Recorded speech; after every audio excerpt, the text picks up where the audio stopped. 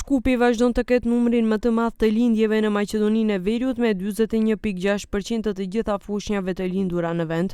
E kundërta ndodh në Maqedoninë Lindore, ku sipas të dhënave të njëjtit statistikave ka përqindje më të ulët të lindjeve, vetëm 6.1%.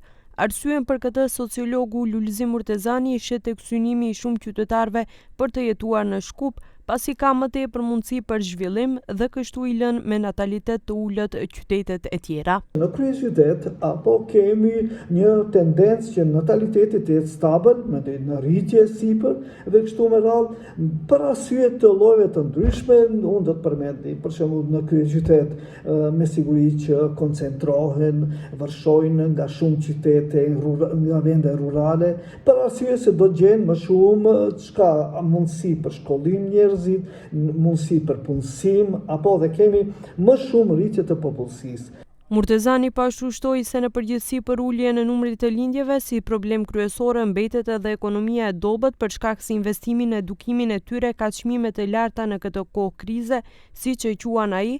Përveç kësaj, përmend edhe tendencën e migrimit.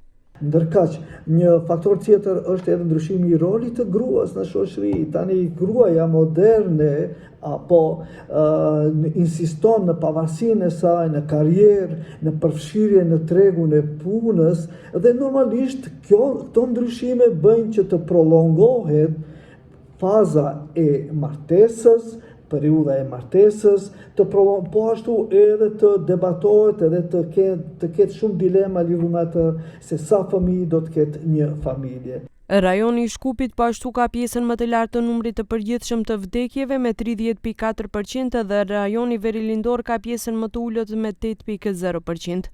Pjesa e martesave me 55.0% dhe divorceve me 65.8% është më e lartë në zonat urbane.